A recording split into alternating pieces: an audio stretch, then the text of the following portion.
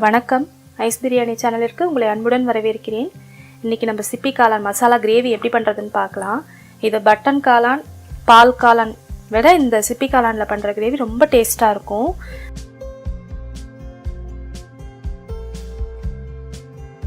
இங்கே நான் சிப்பி காளான் 200 கிராம் நல்லா கழுவிட்டு இந்த மாதிரி கொஞ்சம் பெரிய பெரிய பீசஸாக இருக்கும். இதை வந்து நீங்கள் கையாலேயே இப்படி உடைச்சிங்கன்னா உடைக்க வந்துடும். அதனால் இப்படியே நீங்கள் பிச்சு போட்டுடலாம். 1.5 கப் பொடியாக நறுக்கின பெரிய வெங்காயம், 250 ml கப்பில் 1 கப் பொடியாக நறுக்கின தக்காளி, ஒரே ஒரு பச்சை மிளகாய், 1/2 டீஸ்பூன் கரம் மசாலா தூள், 1/2 டீஸ்பூன் மிளகாய் தூள், 1/2 டீஸ்பூன் மஞ்சள் தூள், 1/2 டீஸ்பூன் ஜீரகத்தூள், 2 டீஸ்பூன் கொத்தமல்லி தூள். இதெல்லாமே பார்த்தீங்கன்னா வீட்டிலேயே அரைச்சிடுங்க. 1 டேபிள் ஸ்பூன் இஞ்சி. நான் மிக்சியில் அரைக்கல, இதை வந்து பார்த்தீங்கன்னா நான் இந்த கிரேட்டர்லேயே நான் இஞ்சியை கிரேட் பண்ணி வச்சுட்டேன். பூண்டு அதே மாதிரி 1 டேபிள் ஸ்பூன், இதுவும் நான் அதே கிரேட்டர்லேயே கிரேட் பண்ணிட்டேன். அடுத்து தாளிக்கிறதுக்கு பார்த்தீங்கன்னா ஒரே ஒரு பட்டை, ஒரு சின்ன துண்டு ஜாதிபத்திரி, 5 கிராம்பு, 3 மராத்தி மொக்கு, ஒரே ஒரு அன்னாசி பூ நான் இங்கே உடச்சி வச்சுருக்கேன், கல்பாசி கொஞ்சம், 3 ஏலக்காய். இதில் வந்து இந்த ஜாதிபத்திரி, மராத்தி மொக்கு, கல்பாசி நீங்கள் உங்களுக்கு போட விருப்பம் இல்லைன்னா விட்டுடலாம். புதினா இலை ஒரு கைப்பிடி, அப்படி இல்லைன்னா ஒரு 20 to 25 இலை எடுத்து வச்சுக்கோங்க. இதில் வந்து நம்ம கடைசியாக அரைச்சி சேர்க்கறதுக்கு ஒரு 2 டேபிள் ஸ்பூன் தேங்காய், 1/2 டீஸ்பூன் சோம்பு, 3 முந்திரி பருப்பு எடுத்திருக்கேன். கடைசியாக தூவறதுக்கு கொத்தமல்லி தலையும் கருவேப்பிலையும் எடுத்து வச்சிருக்கேன். செய்யறதுக்கு தேவையான அளவு உப்பு, தேவையான அளவு எண்ணெய். இப்போ வாங்க நம்ம இதை எப்படி செய்யலான்னு பார்க்கலாம். இப்போ இந்த கடாயில் நம்ம ஒரு 3 ஸ்பூன் எண்ணெய் ஊற்றிக்கலாம். எண்ணெய் இப்போ சூடாயிடுச்சு. இதில் நம்ம இந்த தாளிக்கிற பொருட்கள் எல்லாத்தையும் சேர்த்துடலாம். ஆனால் கொஞ்சம் மிதமாக வச்சுக்கலாம், ஏன்னா அந்த கிராம்பு இதெல்லாம் பார்த்தீங்கன்னா கொஞ்சம் வெடிக்கும். இதெல்லாம் கொஞ்சம் நல்லா பொரிஞ்சிருச்சு. இப்போ நம்ம வெங்காயத்தை சேர்த்துடலாம்.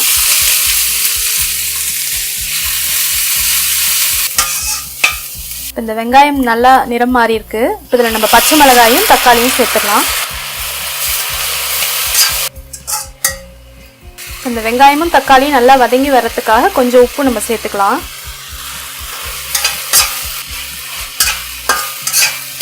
இந்த வெங்காயமும் தக்காளியும் கொஞ்சம் பாதி வதங்கி இருக்கு. இதில் நம்ம இஞ்சி, பூண்டு இது ரெண்டையும் சேர்த்தாச்சு. நல்லா வதக்கிடலாம். நம்ம அடுத்தது புதினா தலையும் சேர்த்துடலாம்.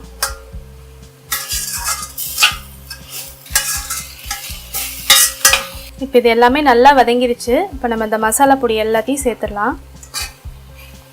தீ வந்து ஒரு மிதமான தீயில வச்சு நல்லா கலக்கணும், இல்லைன்னா அந்த பொடி எல்லாம் கரிஞ்சு போயிடும். இப்போ இது எல்லாமே நல்லா வதங்கிருச்சு. இப்போ நம்ம இதில் காளானை சேர்த்துடலாம். நம்ம இந்த காளான் சேர்த்த உடனேவே தண்ணி சேர்க்க வேண்டாம், ஏன்னா பார்த்தீங்கன்னா அந்த காளான்லேருந்தே கொஞ்சம் தண்ணி வெளி வரும். அந்த தண்ணி வந்து கொஞ்சம் சுண்டினதுக்கு அப்புறமா நம்ம வேணும்னா தண்ணி சேர்த்துக்கலாம்.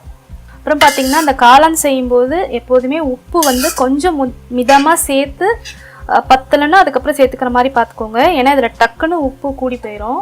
நம்ம இப்போ இதை மூடி போட்டு ஒரு 2 நிமிஷம் வேக விடலாம். 2 நிமிஷம் ஆயிடுச்சு. இப்போ பார்க்கலாம். பாருங்க, நம்ம தண்ணியே சேர்க்கலை, ஆனால் இதில் பார்த்தீங்கன்னா இந்த காளான்லேருந்தே தண்ணி நல்லா வந்திருக்கு. இப்போ இதில் நம்ம இன்னும் கொஞ்சம் தண்ணி இது வேகிற அளவுக்கு சேர்த்துக்கலாம். உங்களுக்கு கிரேவி தண்ணியாக வேணுமா இல்லை திக்காக வேணுமா அதை பொறுத்து நீங்கள் தண்ணி எவ்வளோ வேணுமோ சேர்த்துக்கோங்க. இதில் நான் எடுத்து வச்சுருந்த கொத்தமல்லி தலையில் கொஞ்சமாக இதில் தூவுறேன். கடைசியாகவும் நம்ம கொஞ்சம் சேர்த்துக்கலாம். எடுத்து வச்சுருக்க கருவேப்பிலையும் சேர்த்துடுறேன். இப்போ இதை நம்ம இப்படியே கொஞ்சம் நேரம் திறந்து வச்சே வேக வைக்கலாம். பாருங்கள், இது ஒரு 3 நிமிஷம் நல்லா ஒரு மிதமான தீயிலேயே நல்லா வெந்துருச்சு. நீங்கள் எடுத்து சாப்பிட்டு பார்த்தீங்கன்னாவே தெரியும். இப்போ இதில் நம்ம அடுத்தது 2 டேபிள் ஸ்பூன் தேங்காய், ஒரு 1/2 டீஸ்பூன் சோம்பு, 3 முந்திரி பருப்பு இதை அரைச்ச விழுதை நம்ம இதில் சேர்த்துடலாம். நீங்கள் தேங்காய் இது ஊற்ற விருப்பம் இல்லை அப்படின்னா நீங்கள் அந்த ஊற்றாமல் அதோட கூட நீங்கள் இறக்கிடலாம், நல்லா தான் இருக்கும். இப்போ நம்ம இதில் பார்த்தீங்கன்னா தேங்காய் ஊற்றுனதுக்கப்புறம் ரொம்ப கொதிக்க விடக்கூடாது அப்படிங்கிறதுனால ஒரு 1 நிமிஷம் மட்டும் ஒரு மிதமான தீயில வச்சு நம்ம இறக்கிடலாம். சிப்பி காளான் கிரேவி இப்போ தயாராகிடுச்சு. இப்போ நம்ம அடுப்பு நிப்பாட்டிடலாம். இது மேலே நம்ம கொத்தமல்லி இலையை தூவிடலாம். பாருங்கள், நம்மளோட சுவையான சிப்பி காளான் மசாலா கிரேவி இப்போ தயாராகிடுச்சு. இது இப்போ நாங்கள் எங்கள் வீட்டில் தூய மல்லி அரிசி சாதத்தோடு சாப்பிட போகிறோம். இது சப்பாத்தி, பூரி, தோசைக்கெல்லாம் கூட ரொம்ப சுவையாக இருக்கும். வெஜிடேரியனாக இருக்கவங்களுக்கு இது ஒரு ப்ரோட்டீன் ரிச் ஒரு மசாலா ட்ரீட். இதை நீங்களும் உங்கள் வீடுகளில் செய்து பாருங்கள். செய்து பார்த்துட்டு உங்களோட கருத்துக்களை என்னோட பகிர்ந்துக்கங்க. நன்றி.